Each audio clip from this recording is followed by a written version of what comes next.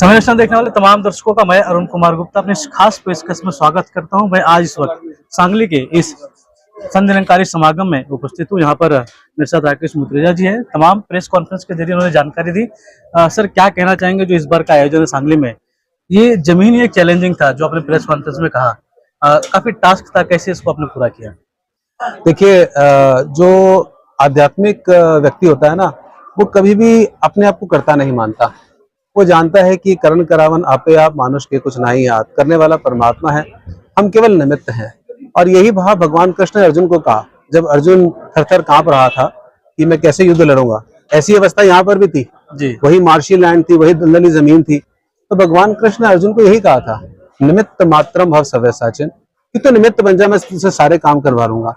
और निमित्त बनकर के ही हजारों लाखों यहाँ पर जो स्वयं सेवक थे, सभी ने सेवाएं मिलकर के की।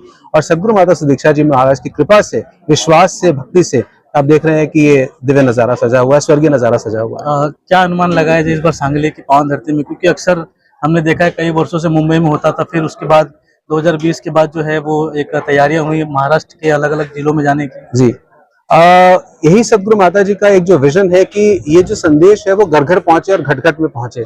इसीलिए पहले जो निरंतर मुंबई और नवी मुंबई के क्षेत्रों में समागम होता था, वार्षिक समागम महाराष्ट्र का, वो अब अलग अलग शहरों में हो रहा है। नासिक में हो रहा है, औरंगाबाद में हो रहा है, पुणे में हो रहा है, और अब इस साल सांगली में हो रहा है। तो अलग अलग स्थानों पर, ताकि सारे संसार तक ये संदेश पहुंचाया जा सके कि अगर हम परमात्मा को दिव्य रूप से और तत्व रूप से जान लेते हैं तो हमारे जीवन की सारी भय, भ्रम, आसक्ति और अहंकार समाप्त हो सकते हैं। क्या कुल व्यवस्था है अगर जो यहाँ पे दर्शक आ रहे हैं उनके लिए? हर प्रकार की व्यवस्था कराई गई है।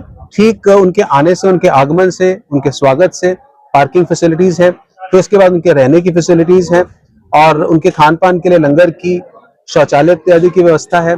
और अगर कोई उनको चिकित्सा की भी सुविधा चाहिए तो उसकी भी व्यवस्था की गई है। फिर पंडाल में सत्संग का कार्यक्रम होगा दोपहर 2:30 बजे से लेकर के रात को 9 बजे तक, जिसमें सदगुरु माता सुदीक्षा जी महाराज और निरंकारी राजपिता जी के प्रवचन होंगे।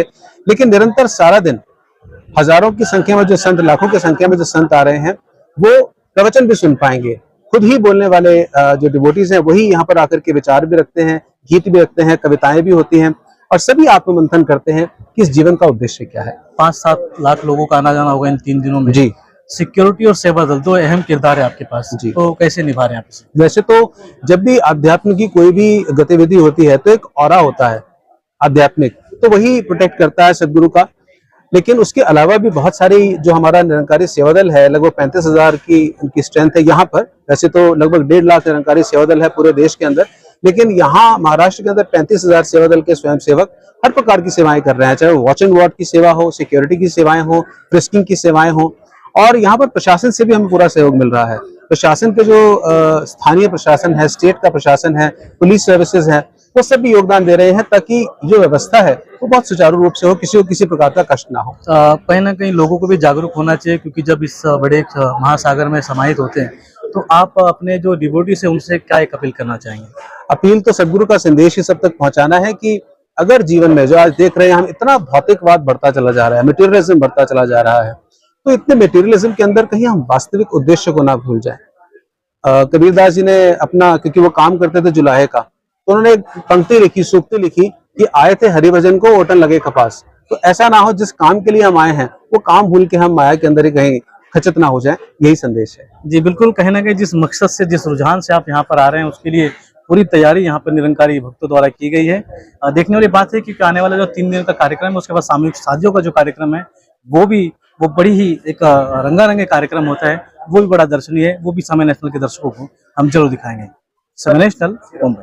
सर, निरंकारी मिशन की तरफ से आप क्या लोगों को संदेश देना चाहिए? देखिए, निरंकारी मिशन का एक ही संदेश है, एक को जानो, एक को मानो, एक हो जाओ।